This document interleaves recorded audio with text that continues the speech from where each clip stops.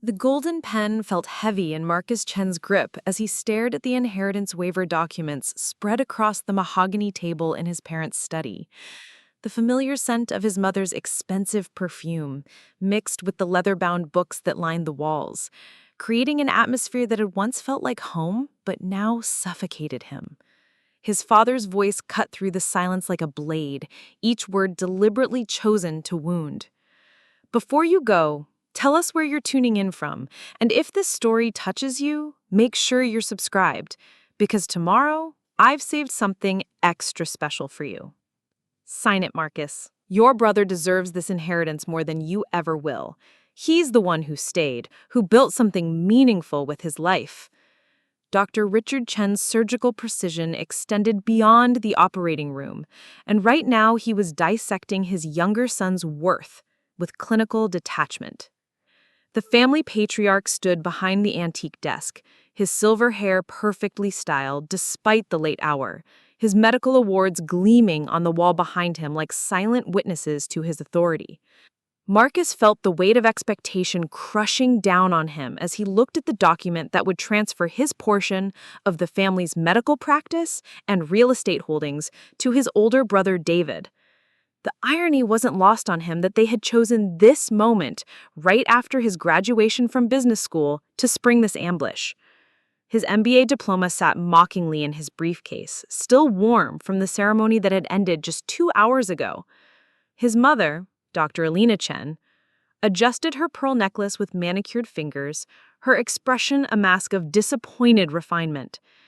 You've always been the dreamer, Marcus, the idealist who thinks he can change the world. David has proven himself. He's expanded our practice, brought in new investors, shown real leadership. Her voice carried the same tone she used when explaining a terminal diagnosis to patients. Gentle, but final. The study felt smaller than Marcus remembered from his childhood, when he used to hide behind these same bookshelves, reading about business ventures and entrepreneurship, while his brother David studied medical journals. The contrast had always been stark. David, the golden child who followed their parents into medicine, and Marcus, the disappointment who chose business over the family tradition of healing. My investments aren't dreams, Marcus said quietly, his voice steady despite the tremor in his hands. They're calculated risks based on market research and projected growth. He set the pen down deliberately, the small sound echoing in the heavy silence that followed. David leaned against the fireplace, his designer suit immaculate even after a 12-hour shift at the hospital. At 35, he embodied everything their parents had wanted in a son. Successful surgeon, department head at Mercy General Hospital, married to another doctor, father of 2 perfect children who would undoubtedly follow the family path into medicine. "Come on, little brother," David said, with a condescending smile that Marcus had endured for 28 years. "Your real estate ventures and startup investments are just expensive hobbies. Mom and Dad need someone who understands responsibility, not someone who throws money at trendy businesses hoping one will stick." The dismissal stung because it echoed years of similar comments. Every business idea Marcus had shared at family dinners, every investment strategy he had explained, every entrepreneurial venture he had pursued had been met with the same patronizing tolerance they might show a child playing dress-up. They had never seen him as anything more than the family disappointment who chose money over medicine. "Those expensive hobbies have generated a 7-figure portfolio," Marcus replied, his business school training keeping his voice level and professional. "But I suppose return on investment isn't as impressive as saving lives." The subtle sarcasm was lost on none of them, and his father's face darkened. Dr. Richard Chen slammed hand on the desk, causing the inheritance documents to flutter. "Don't you dare trivialize what your brother does. He saves lives every day, while you shuffle papers and play with other people's money. This practice has been in our family for 3 generations, and it will go to someone who understands its value." The family medical practice, Chen Medical Associates, occupied a sprawling complex in downtown Seattle that Marcus had helped design during his undergraduate years.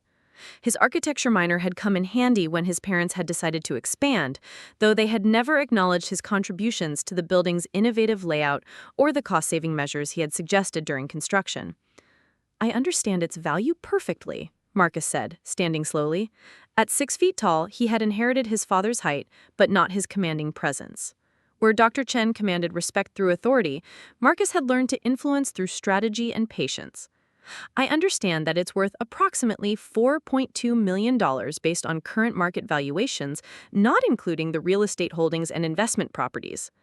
His mother's eyebrows rose slightly at the precise figure, but she quickly masked her surprise with practiced indifference. "Numbers on a spreadsheet don't translate to understanding the human element, Marcus. This practice isn't just about money." "Everything is about money, Mom. That's what you taught me when you sent me to business school instead of supporting my original plan to study medicine."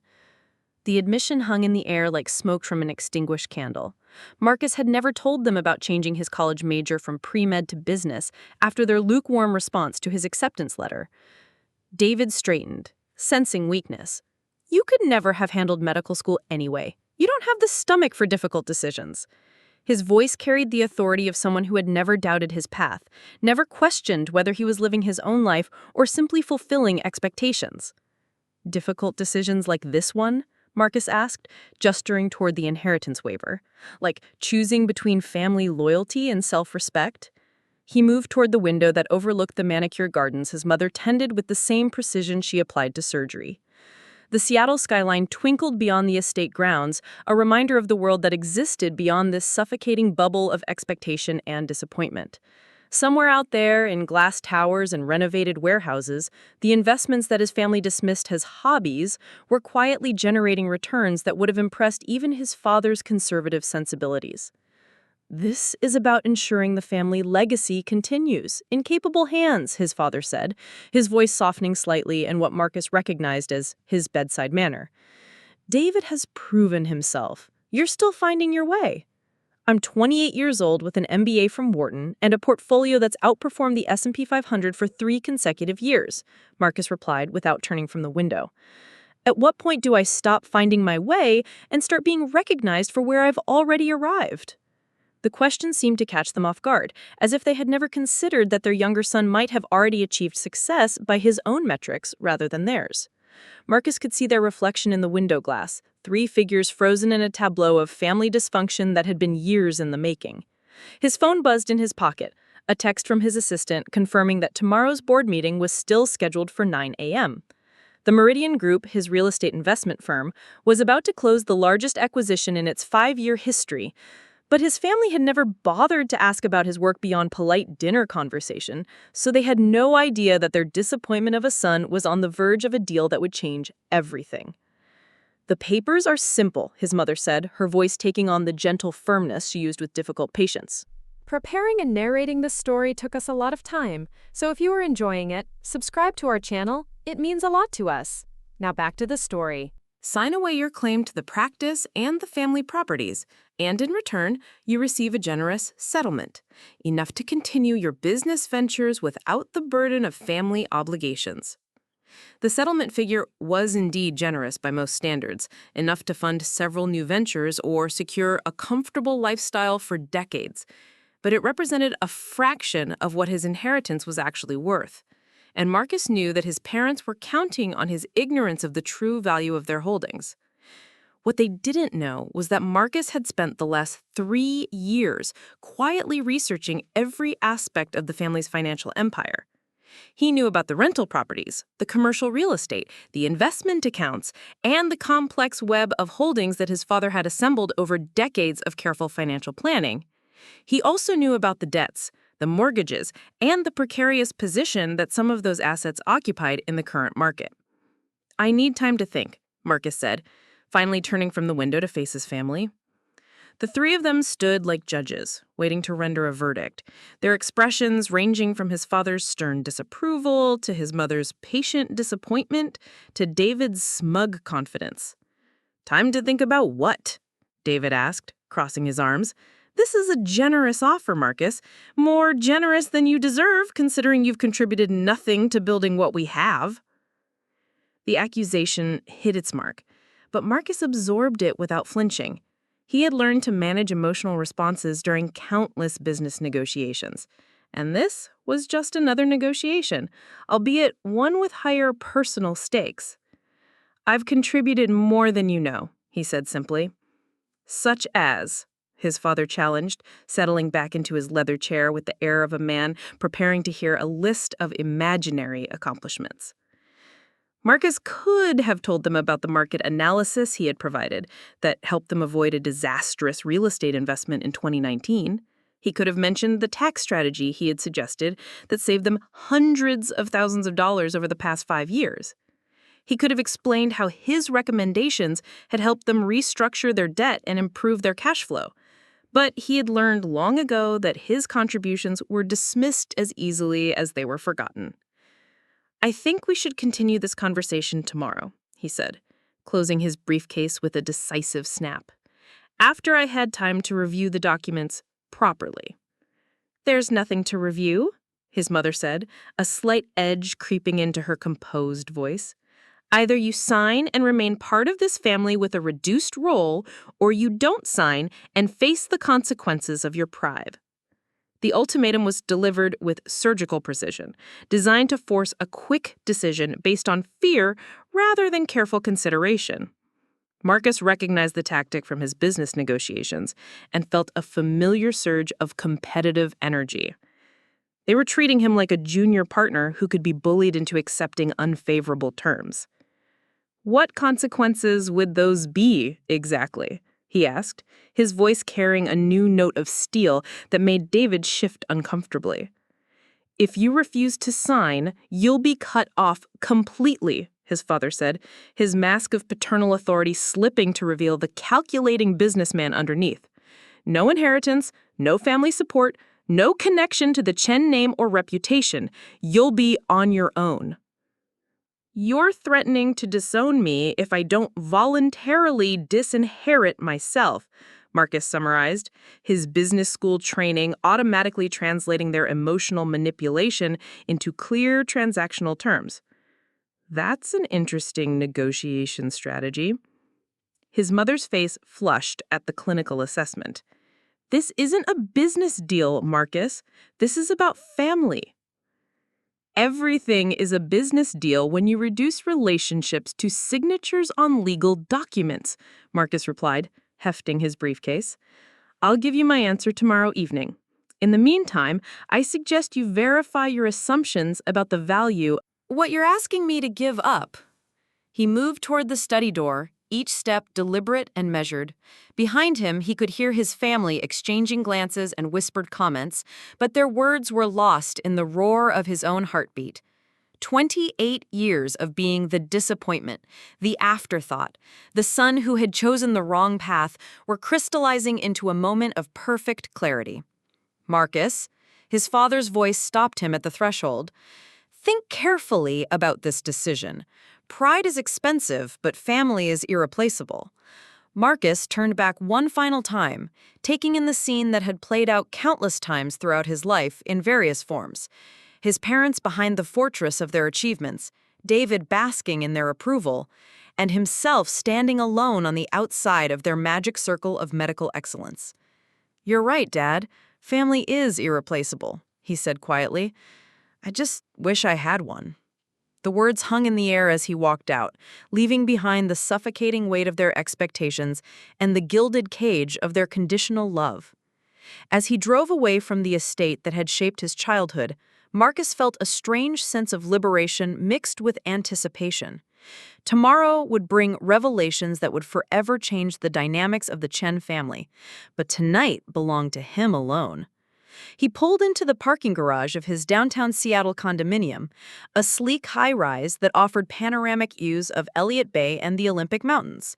The contrast with his family's traditional estate was intentional. Where they chose old money elegance and classical architecture, he had embraced modern minimalism and cutting-edge design. His phone rang as he entered his apartment, the caller ID showing his assistant's name. "Marcus, I have the final documents for tomorrow's acquisition," Sarah Martinez said without preamble. "Everything is ready for your signature." Perfect timing, Sarah. Has the legal team confirmed that all the transfer paperwork is in order? Marcus moved to his floor-to-ceiling windows, looking out at the city lights that stretched toward the horizon. Somewhere out there, his family was probably still discussing his stubborn refusal to accept their terms, completely unaware that their disappointment of a son was about to become one of the youngest real estate moguls in the Pacific Northwest. Everything's confirmed. The Meridian Group will officially own both properties as of 9 a.m. tomorrow. Are you sure you want to proceed with the timing? It seems like quite the coincidence. Sarah had worked with Marcus for 2 years and had learned to read the subtle signs that indicated when her boss was playing a deeper game than was immediately apparent.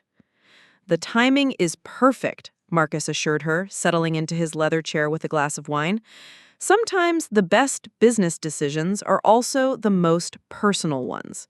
After ending the call, Marcus opened his laptop and pulled up the files he had been preparing for months.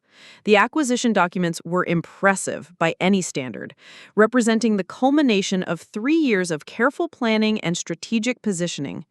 But what made them extraordinary was the identity of the properties being acquired and the chain of ownership that his family had never bothered to investigate.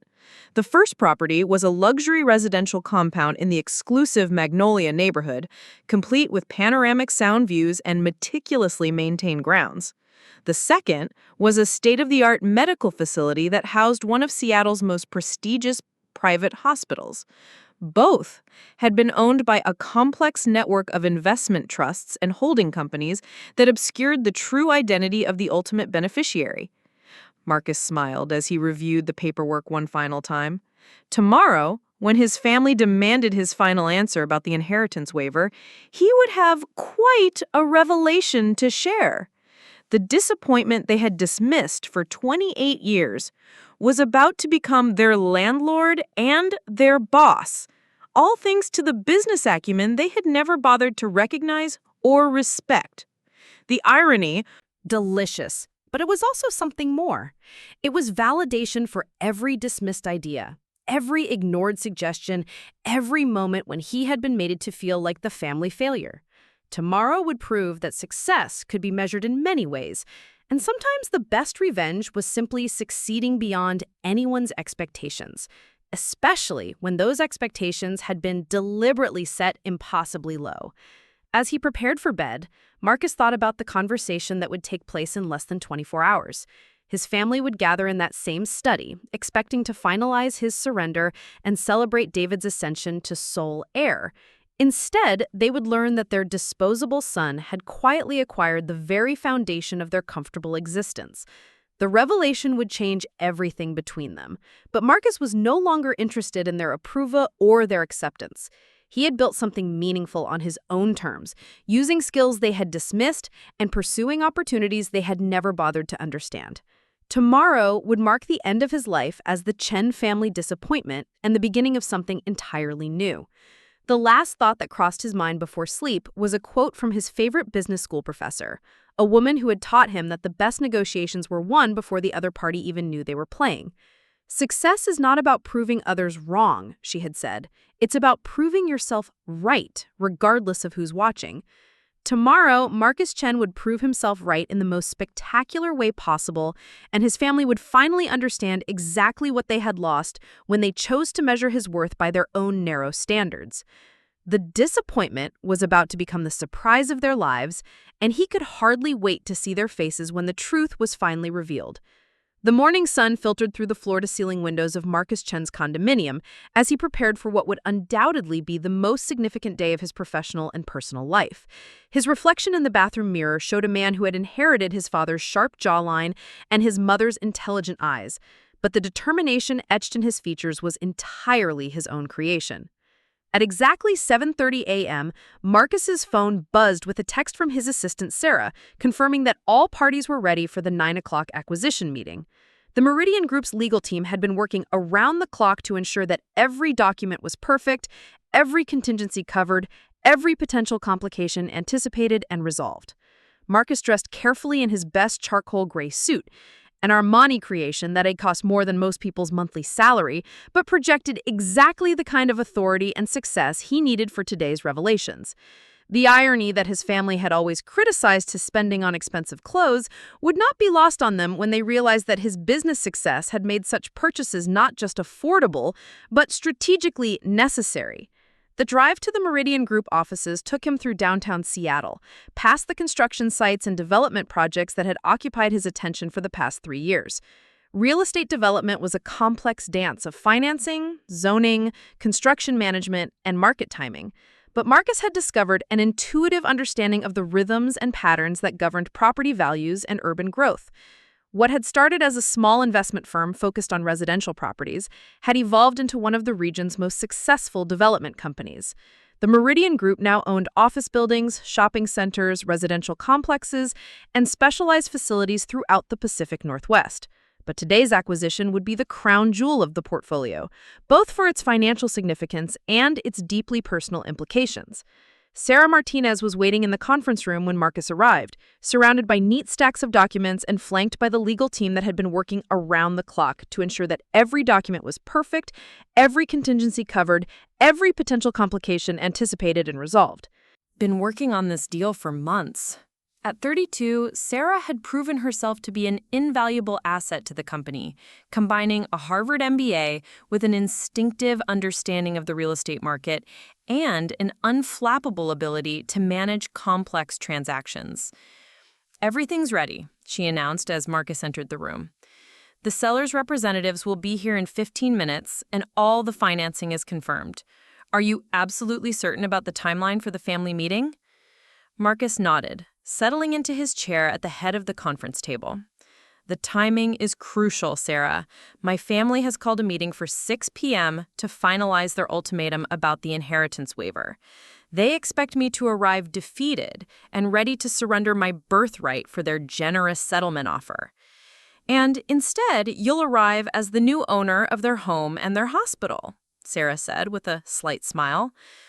"I have to admit, Marcus, this is either the most brilliant strategic move I've ever witnessed or the most expensive act of revenge in Seattle's history." "Why can't it be both?" Marcus replied, reviewing the acquisition documents one final time. The numbers were staggering, even by his company standards. The residential property alone was worth $4.7 million, while the medical facility represented a $12 million investment that included not just the building, but the underlying land and the complex web of leases and service contracts that kept the facility operational. The seller's representatives arrived precisely on time, a team of lawyers and financial advisors representing the various trusts and holding companies that had owned the properties.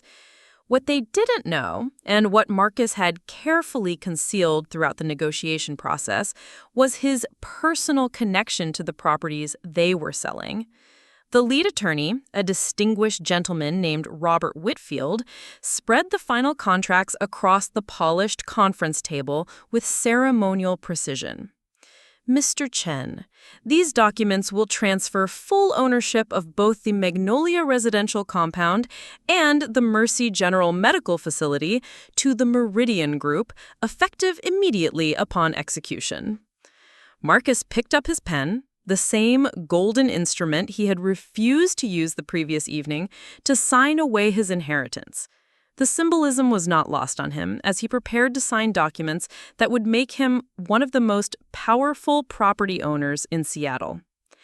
"Before I sign," Marcus said, his voice carrying the authority of someone who had learned to command attention in boardrooms filled with much older and more experienced executives, "I want to confirm that the Meridian Group will have full control over all rental agreements, lease terms, and occupancy decisions for both properties." "That's correct," Whitfield confirmed. "Both properties will be under your complete management and control. All existing lease agreements will transfer to you, including the current occupancy arrangements." Marcus smiled and signed his name with a flourish that would have made his calligraphy teacher proud. Each stroke of the pen represented years of planning, months of negotiation, and a lifetime of being underestimated by the people who should have believed in him most. As the documents were gathered and the transaction officially completed, Sarah leaned over to whisper in his ear, Congratulations, Mr. Chen. You now own your family's home and your brother's hospital. How does it feel to be Seattle's most unexpected real estate mogul? It feels like justice, Marcus replied, quietly, but loud enough for the legal teams to overhear. The comment would undoubtedly find its way into the gossip networks that connected Seattle's business community, adding another layer to the story that would soon become the talk of the city's social circles. After the seller's representatives departed, Marcus remained in the conference room with Sarah and the legal team, reviewing the implications of what they had just accomplished.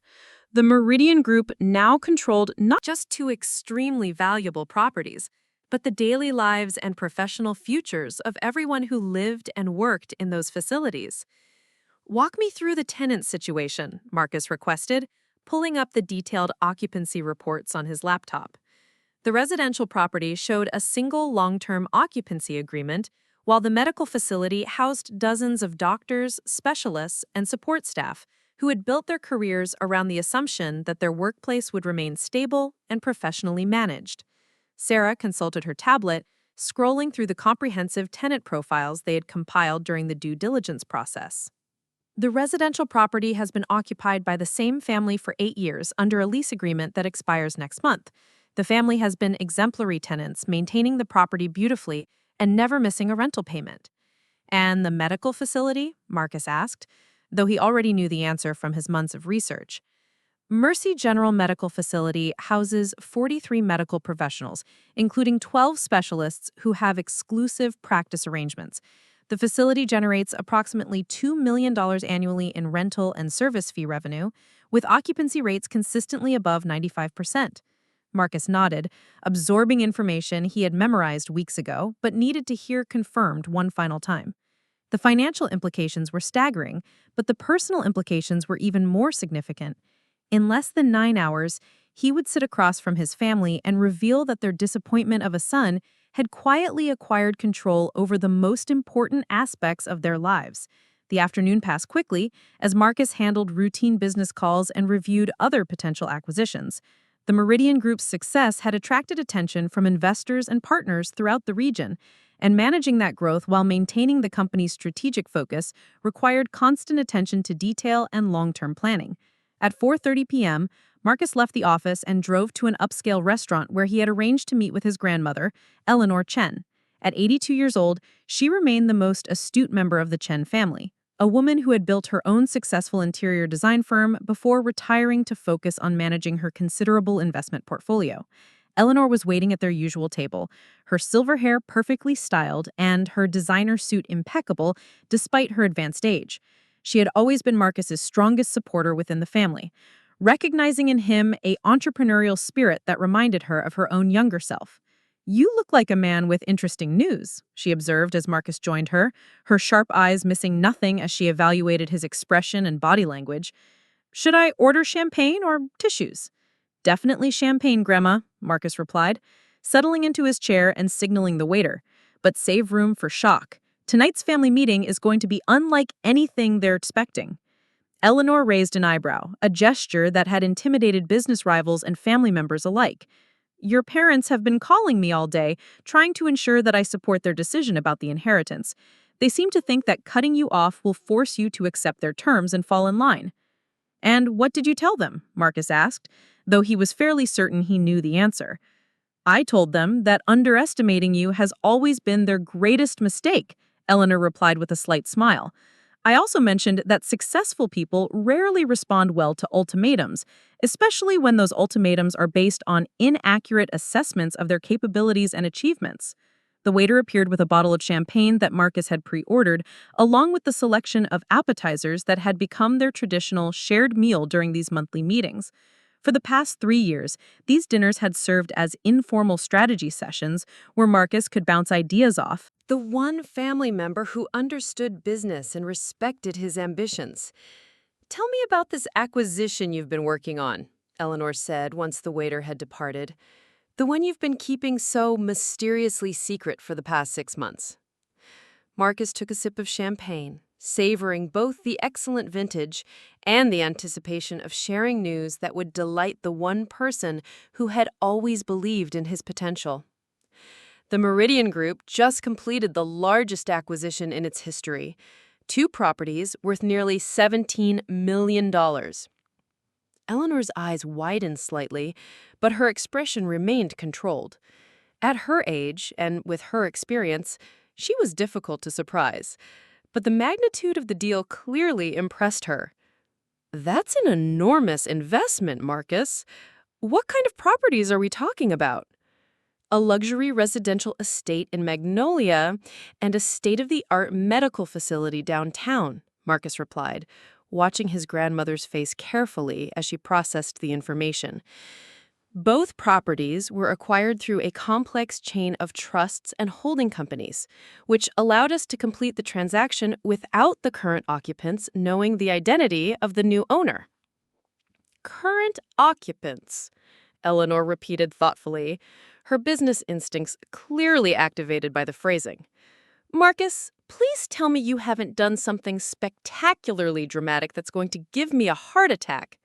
Marcus laughed, reaching across the table to squeeze his grandmother's hand. Grandma, you've survived 82 years of drama, built a multi-million-dollar business from scratch, and raised 4 children who all became successful professionals. I think you can handle a little surprise. The suspense is killing me, Eleanor said dryly. Are you going to make me guess, or are you going to tell me why my grandson just became the landlord of mystery tenants? Marcus leaned forward, lowering his voice despite the privacy of their corner table. Grandma, I just became Mom and Dad's landlord and David's boss. The Meridian Group now owns their house and his hospital. The silence that followed was profound, broken only by the gentle clink of champagne glasses from nearby tables and the soft jazz music that provided ambient atmosphere for the restaurant's upscale clientele. Elena Chen had built her reputation on maintaining composure under pressure, but for a moment, her grandson's revelation left her genuinely speechless. Their house? She repeated slowly, as if testing the words to ensure she had heard correctly. And his hospital. The estate in Magnolia, where they've lived for 8 years, and Mercy General Medical Facility, where David has his practice and serves as department head, Marcus confirmed. Both properties are now owned by the Meridian Group, which means I control their lease agreements, their rental terms, and their continued occupancy. Eleanor set down her champagne glass and stared at her grandson with an expression that combined admiration, concern, and undisguised pride. Marcus Chen, you magnificent, terrifying young man. Do they have any idea what you've done? Not yet, Marcus replied, with a smile that would have made his business school professors proud. Tonight's family meeting was supposed to be their final ultimatum. Sign the inheritance waiver, or be cut off completely. Instead, it's going to be my opportunity to explain their new reality as my tenants and employees. This is either the most brilliant strategic move I've ever witnessed, or a declaration of war against your own family, Eleanor said, though her tone suggested she was leaning toward the former interpretation. How long have you been planning this? Marcus considered the question carefully, tracing the timeline back through years of dismissed ideas and overlooked contributions. Honestly, Grandma, I think I've been planning this since I was 12 years old and realized that nothing I accomplished would ever be enough to earn their respect. The specific opportunity has been developing for 3 years, but the motivation has been building for decades. Elena Chen studied her grandson's face with the intensity of someone who had spent decades reading people's true intentions beneath their polished exteriors. The restaurant's ambient lighting cast shadows across Marcus's features, highlighting the determined set of his jaw and the calculating gleam in his eyes that she recognized from her own reflection during particularly challenging business negotiations. The timing is exquisite, she admitted finally, raising her champagne glass in a gesture that seemed equal parts celebration and salute. Your parents have spent 28 years convinced that their younger son lacks the killer instinct necessary for real success. Tonight, they're going to discover just how wrong they've been. Marcus clinked his glass against hers, savoring the moment of shared understanding with the one family member who had never questioned his potential. The beautiful part is that they created this situation themselves. Every dismissive comment, every ignored suggestion, every time they chose David's mediocrity over my innovation, they pushed me toward this moment. Tell me about the financial structure, Eleanor requested, her business mind immediately focusing on the practical implications of what Marcus had accomplished. How did you manage to acquire properties worth $17 million without anyone in the family noticing? Your father may be arrogant, but he's not stupid when it comes to money. Marcus pulled out his phone and showed his grandmother a simplified organizational chart that illustrated the complex web of entities involved in the acquisition. The Meridian Group operates through 12 different subsidiary companies, each specializing in different aspects of real estate development and management. The properties were acquired through a combination of direct purchase, debt assumption, and equity partnerships that made the true buyer invisible to casual observation. Eleanor scrolled through the information, her eyebrows rising as she absorbed the sophistication of the financial engineering involved. This level of complexity requires serious legal and accounting expertise. You've built quite an operation, Marcus. The best part is that I learned most of these strategies by studying Dad's own investment portfolio. He's always been proud of his financial acumen, but he never bothered to teach me anything directly. So I reverse engineered his methods by analyzing his tax returns and investment statements whenever I house sat during their vacations. The admission brought a sharp laugh from Eleanor, who remembered her own experiences with her son's patronizing attitude toward anyone who didn't share his medical expertise. Richard has always assumed that financial success in medicine automatically translates to wisdom about all other forms of business. It's a blind spot that's apparently cost him everything. Marcus nodded, but his expression grew more serious as he considered the evening ahead. Grandma, I need you to understand that this isn't just about proving them wrong or getting revenge for years of being dismissed. This is about establishing a new dynamic where they have to acknowledge my capabilities and treat me as an equal rather than a disappointment. And if they refuse to acknowledge your capabilities? Eleanor asked, her tone suggesting she already suspected the answer. Then they'll discover that their new landlord has very specific expectations about tenant behavior and lease compliance, Marcus replied with a smile that didn't reach his eyes. The rental agreements for both properties include standard clauses about maintaining respectful relationships with property management and avoiding activities that might damage the owner's reputation or interests. Eleanor set down her champagne glass and leaned back in her chair, studying her grandson with renewed appreciation for the depth of his planning. You've essentially given yourself the power to evict them from their home and their workplace if they don't meet your standards for family behavior. Power exists, Marcus confirmed. Whether I use it depends entirely on how they choose to respond to tonight's revelations. I'm hoping that financial reality will accomplish what 28 years of family dynamics couldn't. Their conversation was interrupted by the arrival of their entrees, giving both of them time to process the implications of what Marcus had shared. Eleanor had built her own business empire through careful planning and strategic risk-taking, but she had never attempted anything as personally complex as her grandson's acquisition of his family's foundation. There's something else you need to consider, Eleanor said once the waiter had departed. Your brother David has built his entire identity around being the successful son, the one who followed the family tradition and earned your parents' approval. Learning that his younger brother has essentially become his boss is going to be psychologically devastating. Marcus had considered this aspect extensively during his planning process, but hearing his grandmother articulate it brought a moment of unexpected doubt. Do you think I'm being too harsh? Too vindictive? I think you're being exactly as harsh as they've trained you to be, Eleanor replied firmly. David has spent his entire adult life benefiting from the assumption that your contributions don't matter. Your parents have built their retirement planning around the belief that their younger son will never amount to anything significant. They've earned whatever psychological discomfort comes from discovering the truth. The reassurance was exactly what Marcus needed to hear, but it also highlighted the emotional complexity of what he was about to do. Destroying his family's illusions about his capabilities would inevitably cause pain, even if that pain was well-deserved and long overdue.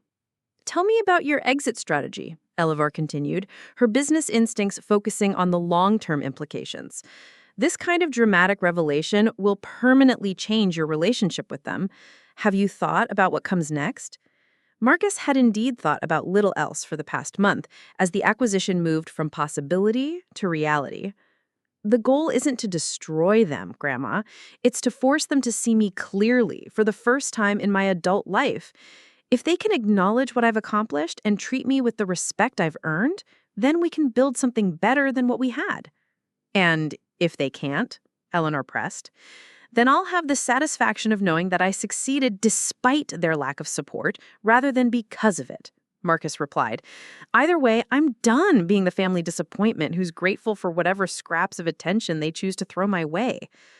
Eleanor reached across the table and squeezed her grandson's hand, her grip surprisingly strong for someone her age. Your grandfather would be proud of you, Marcus. He always said that the best revenge against people who underestimate you is to succeed so spectacularly that they have no choice but to acknowledge their mistake. The mention of his grandfather brought a wave of emotion that Marcus hadn't expected. Eleanor's husband had died when Marcus was 15, but his influence on his grandson's entrepreneurial spirit had been profound. The old man had built a small manufacturing company into a regional powerhouse through sheer determination and strategic thinking, qualities that Marcus recognized in his own approach to business. I wish he could see this, Marcus said quietly. He can, Eleanor replied with conviction, and he's probably laughing at the poetic justice of the whole situation. As they finished their meal, Eleanor provided strategic advice based on her decades of experience with high-stakes family and business confrontations. She suggested specific phrases that would maximize the emotional impact of Marcus's revelations while maintaining his moral high ground. And she warned him about potential reactions that could escalate the situation beyond his control. Your father will try to challenge the legality of the acquisition, she predicted. He'll assume That you must have used insider information or unethical tactics to accomplish something this significant. Be prepared with documentation that proves everything was completely above board. Already handled, Marcus assured her. The legal team has prepared a complete timeline showing that all information used in the acquisition was publicly available and that all negotiations were conducted through legitimate intermediaries who had no knowledge of my family connection to the properties. Your mother will focus on the emotional manipulation angle, Eleanor continued. She'll try to make you feel guilty about betraying the family trust and damaging your relationships with people who love you. Have your response ready for that attack. Marcus nodded, having anticipated this particular line of assault. I plan to point out that they've spent the evening threatening to cut me off completely if I don't surrender my inheritance rights. It's difficult to claim that I'm betraying people who are simultaneously trying to disinherit me. And David will probably try to challenge your business credentials, Eleanor concluded. He'll suggest that you're in over your head with an acquisition this large and that you'll inevitably fail without their guidance and support. That might be the accusation I'm most looking forward to addressing, Marcus replied with genuine anticipation. The Meridian Group's financial performance over the past 3 years speaks for itself, and I have detailed projections showing how these properties fit into our long-term growth strategy. Eleanor smiled at her grandson's confidence, recognizing the transformation from uncertain young man to seasoned business executive that had occurred over the course of their conversation. You know, Marcus, regardless of how tonight goes, you've already won the most important victory. You've proven to yourself that you can succeed on your own terms. The external validation would still be nice, Marcus admitted. 28 years of being told that you're the family disappointment leaves scars that don't heal just because your bank account grows. Then let's make sure tonight provides that validation, Eleanor said, signaling for the check. But remember that their approval isn't necessary for your success to be real and meaningful. You've built something impressive, and that accomplishment exists independently of their ability to recognize it. As they prepared to leave the restaurant, Eleanor offered one final piece of advice. Don't let anger drive your presentation tonight. Anger makes you vulnerable to their counterattacks and reduces your credibility. Stay calm, stay factual, and let the numbers speak for themselves. Marcus hugged his grandmother goodbye in the restaurant's parking lot, drawing strength from her unwavering support and tactical wisdom. As he drove toward the family estate for the confrontation that would define his relationship with his parents and brother for years to come, he felt a sense of calm certainty that surprised him. The late afternoon traffic moved slowly through downtown Seattle, giving Marcus time to rehearse his presentation and review the key points he wanted to emphasize. The revelation needed to be dramatic enough to shatter their preconceptions about his capabilities, but controlled enough to maintain his credibility and moral authority. His phone buzzed with a text from Sarah confirming that all documentation was ready and that the legal team remained on standby in case any questions arose about the acquisition's legitimacy. The Meridian Group's success had been built on meticulous preparation and attention to detail, qualities that would serve Marcus well during the coming confrontation. As he turned into the gated community where his family's estate was located, Marcus felt a familiar mixture of nostalgia and resentment. The manicured lawns and expensive homes represented a world of privilege and comfort that had shaped his childhood, but they also symbolized the expectations and limitations that had driven him to seek success on his own terms. The estate itself Came into view as he rounded the final curve of the tree-lined driveway, its classical architecture and immaculate landscaping projecting an image of established wealth and refined taste. What his family didn't yet know was that their impressive home was now just another asset in Marcus's expanding real estate portfolio, subject to his management decisions and strategic priorities. He parked his car next to David's BMW and his parents' Mercedes, noting that the family had assembled for what they expected to be his capitulation and their victory. The irony that they were gathering in a home that now belonged to their disappointment son added an extra layer of satisfaction to the evening's anticipated drama. Marcus checked his appearance in the rearview mirror, adjusting his tie and ensuring that his expression projected confidence rather than the nervous energy he felt building in his chest. Tonight would require the same composure and strategic thinking that had made him successful in business, but the personal stakes made every detail feel magnified and crucial. As he walked toward the front door of what was now his property, Marcus reflected on the journey that had brought him to this moment.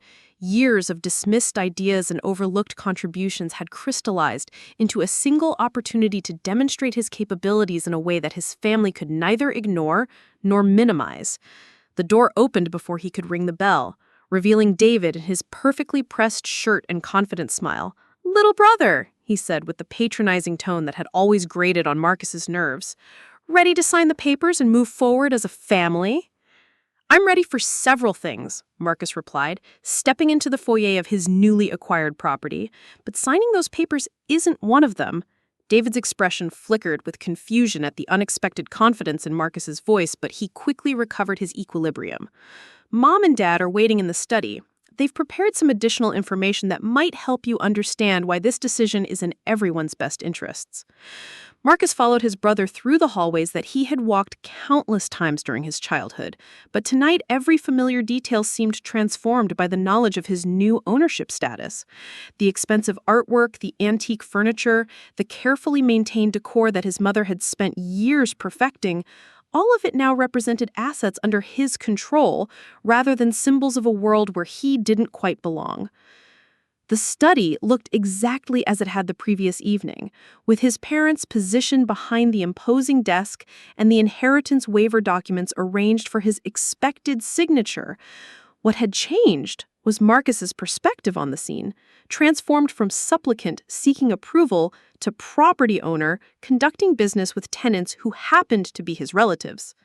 "Marcus," his father said with the grave tone he typically reserved for delivering serious medical diagnoses, "we've spent the day consulting with our attorneys and financial advisors about this inheritance situation.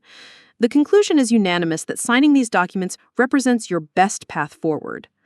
I've also spent the day consulting with attorneys and financial advisors, Marcus replied, settling into the chair across from his parents with the relaxed confidence of someone who held all the winning cards. And they've provided some very interesting information about property ownership and tenant rights in Washington state. His mother's eyebrows rose slightly at the unexpected reference to property law, but she maintained her composed expression. I'm not sure why property law would be relevant to our family discussion about inheritance planning.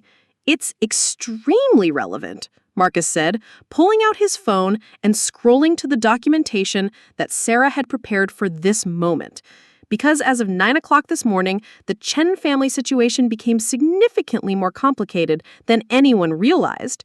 David leaned forward with obvious irritation at Marcus's cryptic comments. Stop being dramatic and just tell us. You're talking about we don't have time for whatever game you're trying to play.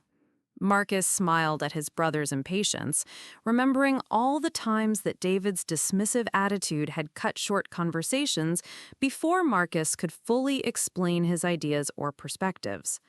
Tonight, however, the conversation would proceed at Marcus's pace and according to his agenda. "The game is already over, David," Marcus said quietly. "I'm just here to explain the final score." The silence that followed was pregnant with tension, as the three members of Marcus's family tried to interpret his calm confidence and cryptic statements. They had expected defeat and capitulation, but Marcus's demeanor suggested someone who held information that would fundamentally alter the evening's dynamics.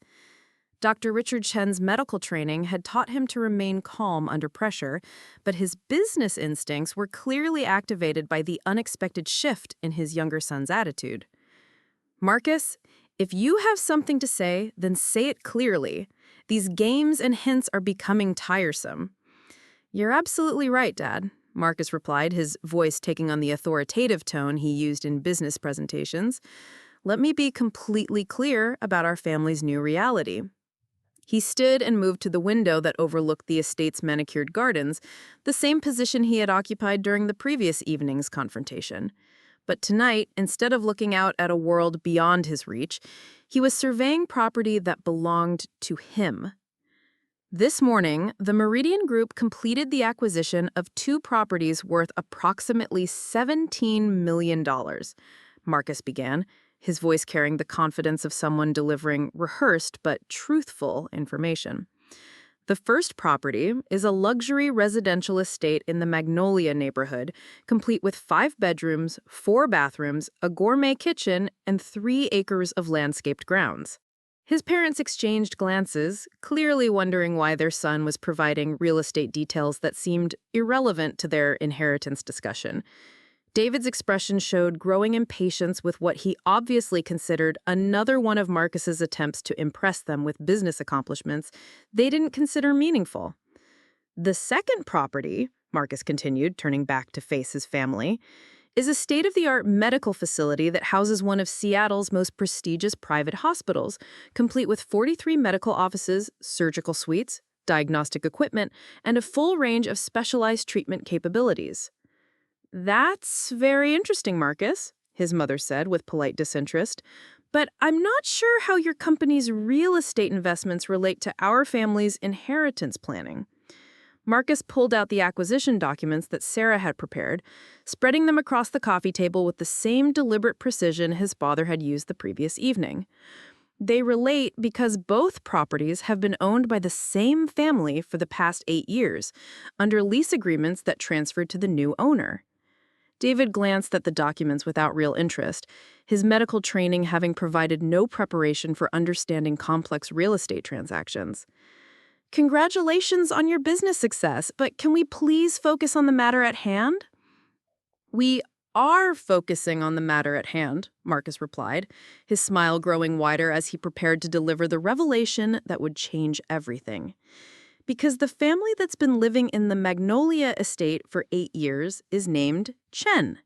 And the medical facility that houses Mercy General Hospital is where Dr. David Chen maintains his practice and serves as department head." The silence that followed was so complete that Marcus could hear the antique clock on the mantelpiece marking the seconds.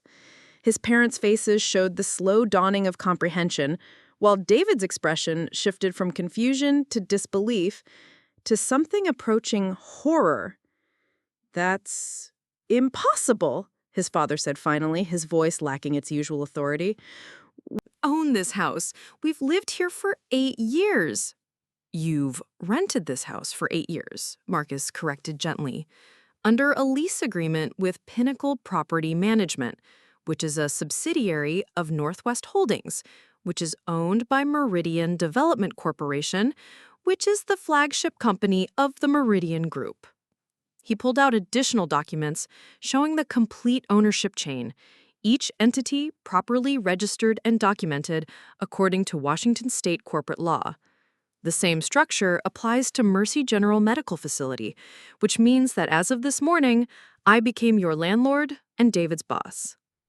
Elena Chen's face had gone pale as she processed the implications of her son's revelation. "You bought our house? Our hospital? How is that even possible?" "It's possible because I've spent the last 3 years building a real estate investment company that generates annual revenues in excess of $50 million, Marcus replied, his voice remaining calm despite the emotional magnitude of the moment. "Those little coding projects and business ventures that you've been dismissing have created one of the most successful development companies in the Pacific Northwest." David stood abruptly, his chair scraping against the hardwood floor as he struggled to process what he was hearing. "This is insane. You can't just buy someone's home and workplace without them knowing about it." "Actually, I can," Marcus said, pulling out his phone to show them the local news article that had already appeared online. "It's called a legitimate business transaction, conducted through proper legal channels with appropriate due diligence and full regulatory compliance." The news article's headline read, "Meridian Group completes major Seattle acquisition," followed by a brief description of the transaction and quotes from industry experts praising the strategic value of the properties. Marcus's name appeared as the company's founder and CEO, crediting him with building one of the most innovative real estate development firms in the region. "The beautiful irony," Marcus continued, "is that the rental income from these 2 properties alone will generate approximately $4.2 million annually, which is almost exactly the amount you were trying to force me to give up by signing your inheritance waiver." Richard Chen's face had shifted from pale confusion to angry red as the full implications of his son's revelation became clear. "You did this deliberately. You bought our home and David's hospital as some kind of revenge for our inheritance planning." "I did this because I'm a smart businessman who recognized an excellent investment opportunity. The fact that it also demonstrates your complete misunderstanding of my capabilities and achievements is just a pleasant bonus."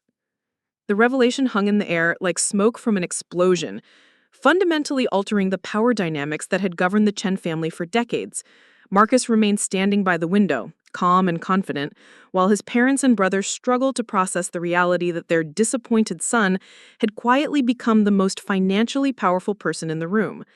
David was the first to attempt a counterattack, his medical training providing him with experience in high-pressure situations that required quick thinking and decisive action. "Even if this is true, you can't seriously think that buying our properties gives you some kind of authority over our family relationships. It gives me exactly the same authority that you were trying to claim over my future when you demanded that I sign away my inheritance rights.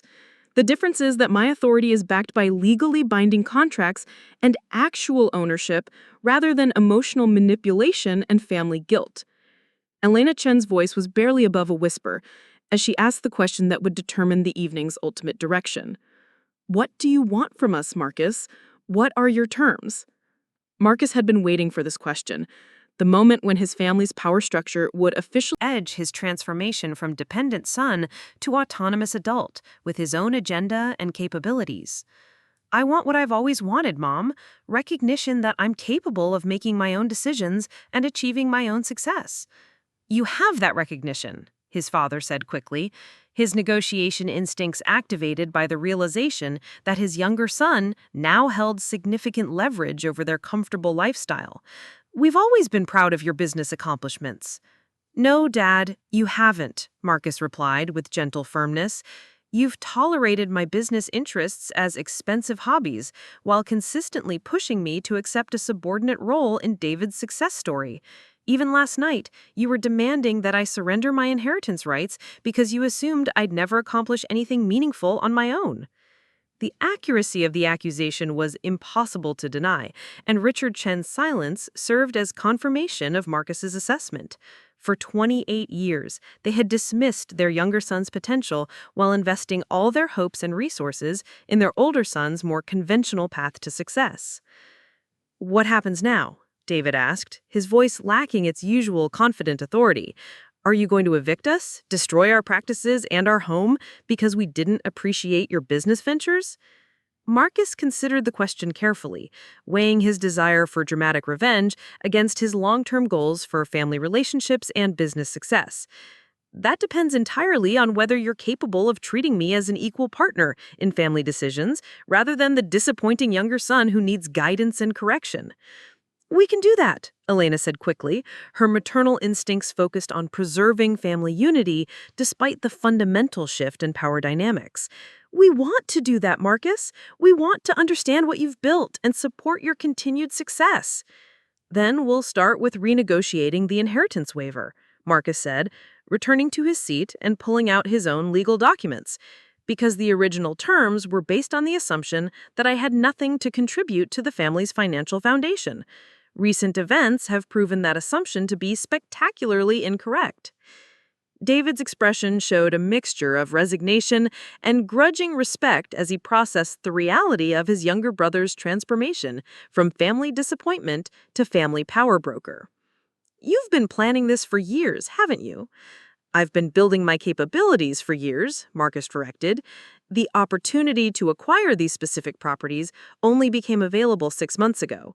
But you're right that I've been preparing for a moment when I could demonstrate my actual value rather than accepting your assessment of my potential." As the evening continued, Marcus laid out his terms for moving forward as a family while maintaining his new position as their landlord and business partner. The conversation was complex and emotionally charged, but it was conducted between equals rather than parents lecturing a disappointing child. For the first time in his adult life, Marcus Chen was negotiating from a position of strength with people who had no choice but to acknowledge his capabilities and respect his achievements. The transformation was both personally satisfying and professionally strategic, establishing a foundation for family relationships based on mutual respect rather than conditional approval. The house that had once represented his exclusion from family success had become the symbol of his emergence as the most accomplished member of the Chen family. And tomorrow, the rest of Seattle's business community would learn that the quiet young man they had dismissed as Dr. Chen's unsuccessful son was actually one of their most impressive entrepreneurial success stories. The revenge was complete, but more importantly, the recognition was finally real. The boardroom, where decades of accumulated resentment and misunderstanding were finally addressed with the brutal honesty that only comes when all pretenses have been stripped away. The antique clock on the mantelpiece chimed midnight as Marcus spread additional documents across the coffee table, each one representing another aspect of the Meridian Group's success that his family had never bothered to investigate or acknowledge. Dr. Richard Chen sat behind his desk like a dethroned monarch, his usual commanding presence diminished by the realization that his younger son had quietly achieved a level of financial success that dwarfed his own accomplishments. The medical awards and diplomas that lined the walls seemed to mock his earlier assertions about the superiority of following traditional paths to respectability and wealth. "These financial statements show consistent growth over 3 years," Marcus said, pointing to the quarterly reports that documented the Meridian Group's evolution from startup to major regional player. The company now manages over $200 million in real estate assets across Washington, Oregon, and Northern California. Elena Chen leaned forward to examine the documents, her trained eye quickly grasping the implications of the numbers her son was presenting. As someone who had built her own medical practice from nothing, she understood the difficulty of achieving this level of sustained growth in any competitive industry. the profit margins are extraordinary," she admitted, her voice carrying a note of professional respect that Marcus had never heard directed toward his business ventures. "How did you identify these investment opportunities while every other developer in the region was struggling with market volatility?" Marcus felt a surge of satisfaction at his mother's question, the first time she had ever asked for his expertise rather than simply tolerating his enthusiasm for business topics. The key was focusing on undervalued properties with strong fundamentals in emerging neighborhoods. While other developers were chasing flashy projects in established areas, we were quietly acquiring solid assets at below-market prices. David had remained largely silent during the document review, his medical training providing little preparation for understanding the complex financial instruments and development strategies that had powered his brother's success. The realization that Marcus had built something genuinely impressive, while David had simply followed a predetermined path, was clearly challenging his fundamental assumptions about their relative capabilities and achievements. "I still don't understand how you managed to identify our specific properties as acquisition targets," David said finally, his voice lacking its usual confident authority. "The coincidence seems too convenient to be accidental." Marcus smiled at his brother's persistence, recognizing the analytical mindset that made David an excellent surgeon, but a poor strategist. "It wasn't a coincidence, David. I've been tracking the ownership structure of both properties for over 2 years, waiting for the right moment to make an acquisition offer." He pulled out a timeline showing the complex chain of events that had led to the morning's transaction, beginning with his discovery that his family's home and David's hospital were owned by the same network of investment trusts. The research had required months of public records searches, financial analysis, and patient relationship building with the various intermediaries who managed the properties. The original owners were a consortium of medical investors who bought both properties as part of a larger portfolio in 2015. When their investment strategy shifted toward international markets, they began quietly liquidating their domestic real estate holdings. Richard Chen's expression showed grudging admiration for the thoroughness of his son's research and planning. "You spent 2 years preparing to buy our House and hospital as part of some elaborate revenge scheme. I spent 2 years building the financial capabilities and strategic relationships necessary to acquire valuable properties when they became available," Marcus corrected. "The fact that these particular properties allowed me to demonstrate my business success to family members who had consistently underestimated my potential was certainly a factor in my decision-making process. The distinction was important because it highlighted the difference between petty revenge and strategic business thinking. Marcus had not set out to destroy his family, but rather to position himself in a way that would force them to acknowledge his accomplishments and treat him as an equal, rather than a disappointing child who needed guidance and correction." Elena Chen set down the financial documents and looked directly at her younger son, her expression showing a mixture of regret and newfound respect. "Marcus, I owe you an apology. We've spent years dismissing your business interests as expensive hobbies, when you were actually building something remarkable." The apology was unexpected and deeply meaningful, representing the first time either parent had acknowledged that their assessment of Marcus's potential might have been fundamentally flawed. For someone who had spent his entire adult life seeking recognition from the people who should have supported him unconditionally, the moment carried enormous emotional weight. "I appreciate that, Mom," Marcus replied carefully, recognizing that this conversation would establish the foundation for their relationship going forward. "But I need more than an apology. I need assurance that you're prepared to treat me as an equal partner in family decisions, rather than the disappointing son who requires constant guidance and correction." David shifted uncomfortably in his chair, clearly struggling with the implications of his brother's transformation from family disappointment to family power broker. "What does that look like practically? How do we move forward from here?" Marcus had spent months preparing for this question, developing a framework that would allow his family to salvage their dignity while acknowledging the new reality of their relationships. It means that major family decisions are made collaboratively rather than unilaterally. It means that my business expertise is valued and consulted rather than dismissed. And it means that the inheritance waiver you tried to force me to sign gets replaced with an arrangement that reflects our actual contributions to the family's financial foundation. He pulled out a revised inheritance proposal that his lawyers had prepared, one that recognized the Meridian Group's success while maintaining fair treatment for all family members. The document was complex and carefully crafted, reflecting Marcus's understanding that sustainable solutions required everyone to feel that their interests were protected. This revised arrangement maintains equal inheritance rights for both David and myself, Marcus explained, walking through the key provisions.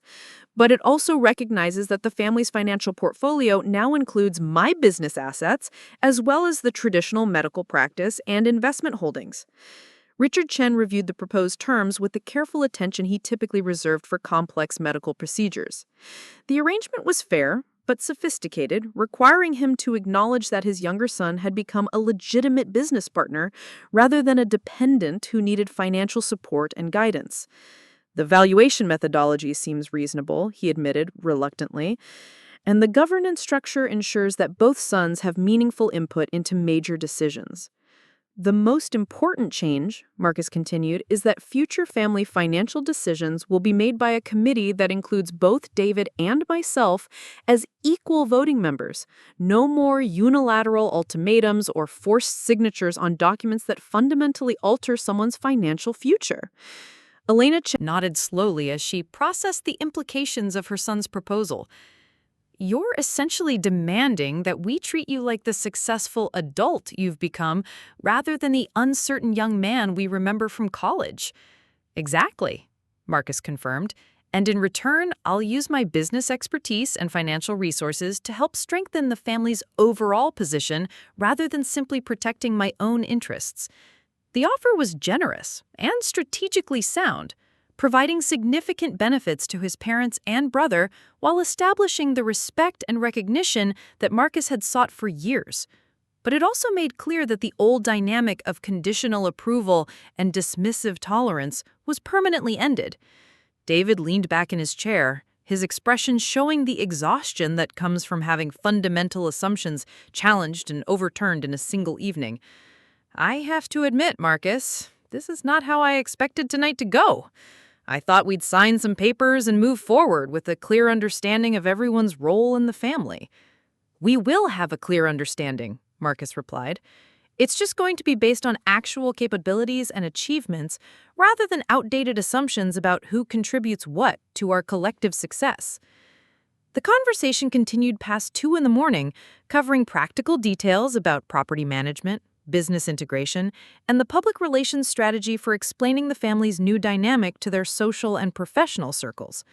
Marcus's transformation from family disappointment to family leader would inevitably attract attention, and they needed to present a unified narrative that protected everyone's reputation and interests. The business community is going to be very interested in this story, Elena observed, her experience with professional relationships providing insight into the challenges they would face. A young entrepreneur who quietly builds a major real estate company while his family dismisses his potential makes for compelling headlines. Marcus nodded, having already considered the media implications of his success. Sarah has prepared a comprehensive public relations strategy that focuses on the Meridian Group's business achievements rather than the family drama. We want to be known for our professional accomplishments, not for our personal conflicts. What about the hospital staff and my colleagues? David asked, clearly concerned about how his new status as Marcus's tenant would affect his professional relationships. They're going to have questions about the ownership change and what it means for the facility's future. The Meridian Group's acquisition of Mercy General Medical Facility will be presented as a strategic investment in Seattle's healthcare infrastructure, Marcus explained, his response reflecting months of careful planning for this exact concern. Your role as department head remains unchanged, and the facility's operational policies will continue to prioritize medical excellence and patient care. The reassurance was important because it highlighted Marcus's understanding that revenge would be meaningless if it destroyed the foundations of success that his family had built over decades. The goal was transformation rather than destruction, recognition rather than humiliation. As the night wore on, Richard Chen's resistance gradually gave way to acceptance and then to something approaching pride in his younger son's accomplishments. The realization that Marcus had achieved extraordinary success while maintaining the highest ethical standards challenged his assumptions about the relationship between traditional respectability and actual achievement. "I have to ask," he said, finally, his voice carrying genuine curiosity rather than skepticism. "What drove you to pursue real estate development rather than medicine or law or one of the other professions we always encouraged you to consider?" Marcus had been waiting for this question for years, the opportunity to explain his career choice to parents who had never bothered to ask about his motivations and goals. Development combines everything I love about business strategy, financial analysis, and creative problem solving. It's about identifying opportunities that others miss and building something valuable from underutilized assets. Like our family dynamic, Elena observed with unexpected insight. You identified an underutilized asset, your own capabilities, and built something valuable despite our failure to recognize its potential. The metaphor was both accurate and painful, highlighting the years of missed opportunities for connection and mutual support that had led to this confrontational moment of truth. But it also suggested a path forward based on recognition and collaboration rather than continued conflict and misunderstanding. David stood and moved to the window where Marcus had made his dramatic revelation hours earlier, looking out at the estate grounds that now belonged to his younger brother. "I'm going to need time to process all of this. My entire understanding of our family relationships just got turned upside down." "Take all the time you need," Marcus replied generously. "But understand that the fundamental changes are permanent. I'm not the disappointing younger son anymore, and I'm not going back to that role regardless of how uncomfortable the transition might be for everyone else." The statement was delivered without hostility, but with absolute finality, making clear that Marcus's transformation was complete and irreversible.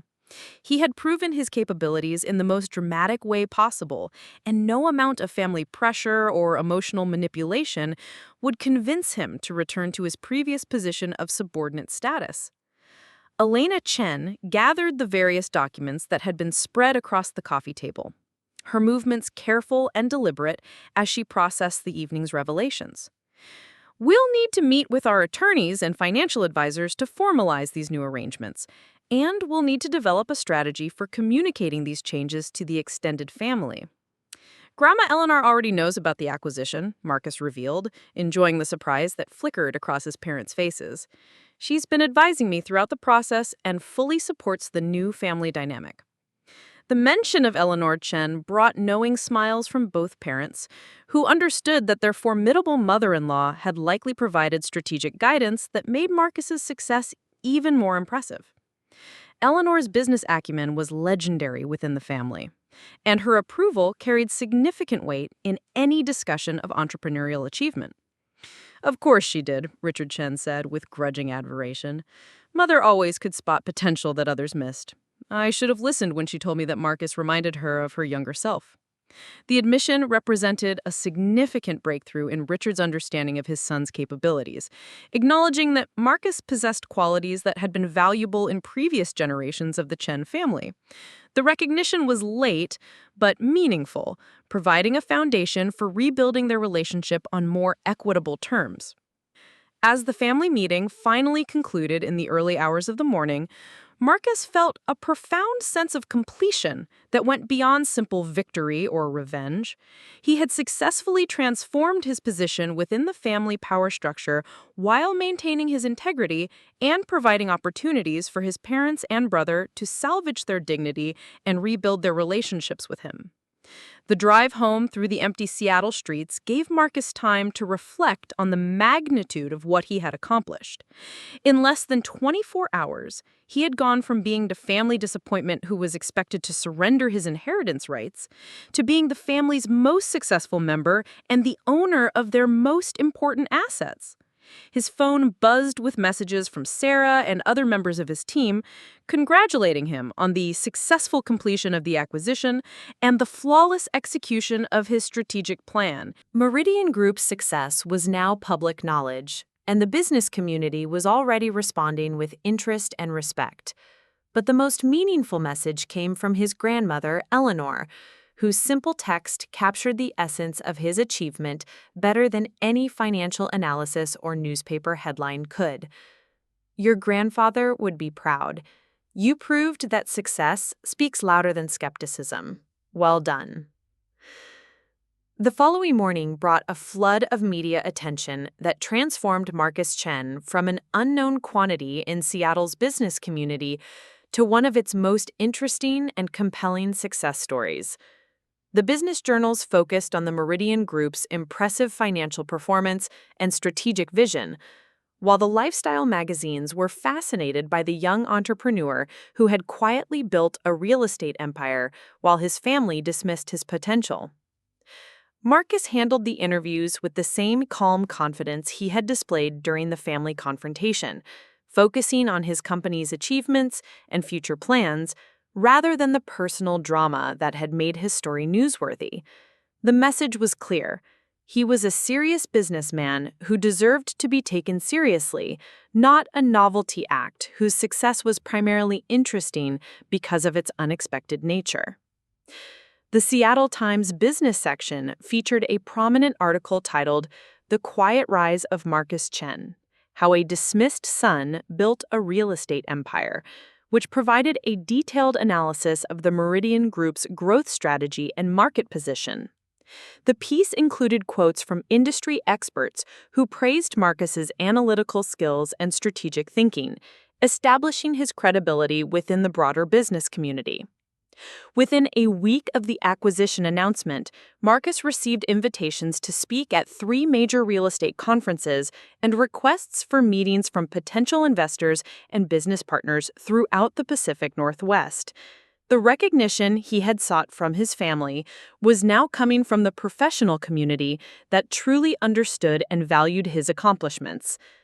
David's adjustment to his new reality proved more challenging than their parents' acceptance of Marcus's success. The psychological shift from being the golden child to being the less successful brother required fundamental changes in how David understood his own identity and value within the family structure. Their first post-revelation conversation took place at the hospital where David worked, in the office that was now technically owned by Marcus's company. The setting was awkward, but symbolically appropriate, highlighting the new dynamic that would govern their relationship going forward.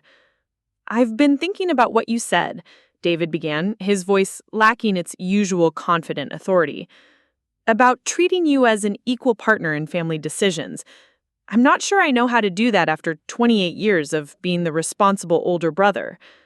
Marcus appreciated his brother's honesty and the difficulty of the adjustment he was being asked to make. "It starts with recognizing that we both bring different strengths to the family. Your medical expertise and my business skills are equally valuable, just in different ways." "But your success is so much more dramatic than anything I've accomplished," David protested. "I followed a conventional path and achieved conventional results. You created something extraordinary from nothing." "You save lives every day," Marcus replied firmly. "That's not conventional, David. That's heroic. The problem was never your accomplishments. It was the assumption that your path was the only one worth respecting." The conversation continued for over an hour, covering topics that the brothers had never discussed openly during their adult lives. David's insecurities about living up to their parents' expectations, Marcus's resentment about being dismissed and undervalued, and both of their desires to build a relationship based on mutual respect rather than competitive comparison. Audit several of Marcus's business school textbooks and attend a real estate investment seminar to better understand the industry that had made him successful. The effort was touching and meaningful, representing her first serious attempt to engage with his professional interests rather than simply tolerating them. "I want to understand what you've built," she explained during one of their weekly dinners at the same restaurant where Marcus had met with Eleanor. "I spent years dismissing something I never bothered to learn about, and that was unfair to both of us." Richard Chen's acceptance proved the most complex. requiring him to acknowledge that his younger son had achieved a level of financial success that exceeded his own, while using skills that Richard had never developed or valued. The adjustment challenged his fundamental assumptions about the relationship between traditional professional achievement and actual business capability. "I've been reading about your company's development projects," he said during a family dinner 6 weeks after the acquisition. "The affordable housing initiative you're funding could provide healthcare access for thousands of underserved patients. That's not just good business, Marcus. That's meaningful social impact." The recognition was deeply satisfying because it connected Marcus's business success to the values of service and social responsibility that had always been central to the Chen family identity. His parents could finally see that his chosen path was not a rejection of their values, but rather a different way of expressing those same commitments. 3 months after the acquisition, Marcus stood before the Seattle Chamber of Commerce, delivering a keynote address about entrepreneurship and strategic planning to an audience of established business leaders who hung on his every word. The transformation from family disappointment to respected industry expert was complete, but the most meaningful recognition still came from the 3 people whose approval had mattered most throughout his life. The quarterly family meetings that replaced their old dynamic of parental authority and filial deference proved to be surprisingly productive, combining David's medical expertise, their parents' investment experience, and Marcus's business strategy into a collaborative approach that strengthened all of their individual positions. The Chen family's public narrative evolved from one of traditional medical success to a more complex story of intergenerational achievement across multiple professional domains. Marcus's real estate empire, David's medical career, and their parents' established practice were presented as complementary rather than competing sources of family pride and accomplishment. Eleanor Chen's 83rd birthday party provided the first public opportunity for the family to demonstrate their new dynamic, with Marcus and David collaborating on a speech that honored their grandmother's influence on both of their careers. The event was covered by the society pages as an example of how successful families could support diverse paths to achievement while maintaining their core values and relationships. The Meridian Group's continued growth brought additional recognition and opportunities, including a partnership with a major international development firm that would expand the company's reach into Asian markets. Marcus's success had evolved from personal vindication to genuine industry leadership, establishing him as one of the Pacific Northwest's most influential young entrepreneurs.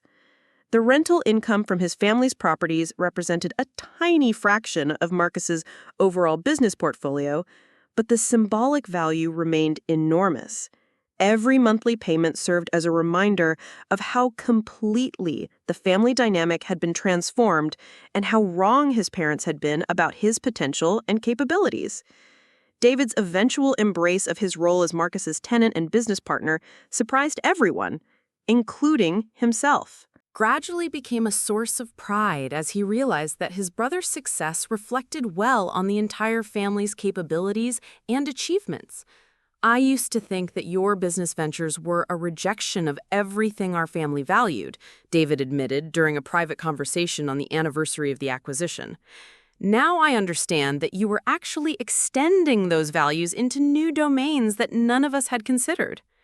The insight represented a fundamental shift in how the Chen family understood success and achievement, moving beyond narrow professional categories to embrace a broader definition of meaningful accomplishment. Marcus's real estate empire was no longer seen as an alternative to family tradition, but rather as an evolution of that tradition into new areas of opportunity and impact. Richard Chen's gradual acceptance of his younger son's success culminated in his decision to publicly acknowledge Marcus's achievements during a medical conference speech about the intersection of healthcare and real estate development. The recognition was particularly meaningful because it came from the professional community that had shaped Richard's identity for decades. "My son has taught me that innovation and excellence can emerge from unexpected places," he said to an audience of medical professionals who were surprised to learn about Marcus's success. Sometimes the best way to serve our communities is to support the next generation's efforts to expand our impact beyond traditional boundaries. Elena Chen's transformation proved equally dramatic as she began incorporating Marcus's business insights into her own medical practice management and investment decisions. The collaboration that emerged between them was unlike anything they had shared during his childhood, based on mutual respect for each other's expertise rather than maternal guidance and filial gratitude. The annual Family Financial Review that replaced the inheritance waiver controversy became an opportunity for all 4 family members to contribute their expertise towards shared goals and coordinated strategies. Marcus's business acumen, David's medical knowledge, and their parents' investment experience created a collaborative dynamic that strengthened everyone's individual positions. 2 years after the acquisition, Marcus Chen stood in the study where his transformation had begun, reviewing documents that showed the Meridian Group's evolution into one of the region's most respected development companies. The antique desk where his father had once demanded his surrender now served as Marcus's workspace when he conducted business from the family estate that he owned. The irony was no longer painful, but rather satisfying in the way that complete victory should feel. Marcus had not simply proven his critics wrong, he had transformed them into supporters and collaborators who actively contributed to his continued success. The family that had once dismissed him as a disappointment now proudly claimed credit for supporting his entrepreneurial vision. The phone calls and text messages that had once carried ultimatums and demands now brought requests for advice and consultation on business matters where Marcus's expertise was valued and necessary. The transformation from family disappointment to family leader was complete, but more importantly, it was genuine and sustainable. David's success within the medical community continued to grow, enhanced rather than diminished by his association with his brother's business achievements.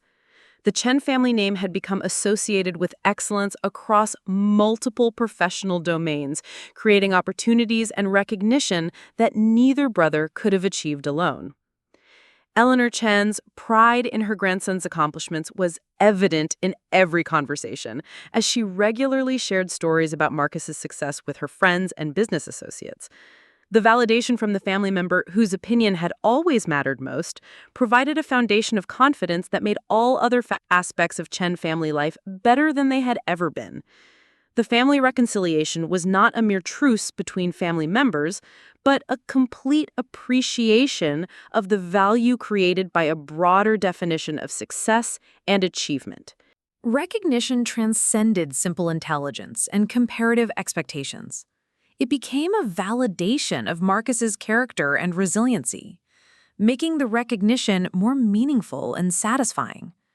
The Seattle business community's respect for Marcus's achievements had evolved beyond simple recognition to genuine influence and leadership.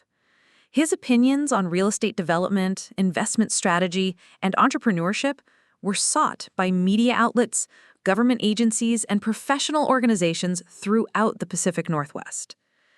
The quiet young man who had once been dismissed as the family disappointment had become one of Seattle's most compelling success stories, not through luck or connections, but through strategic thinking, persistent effort, and the kind of long-term planning that turns obstacles into opportunities. The Chen family's attempt to force his surrender had instead catalyzed his transformation into exactly the kind of leader they had always claimed to value. Marcus Chen's story had become more than personal vindication or family drama.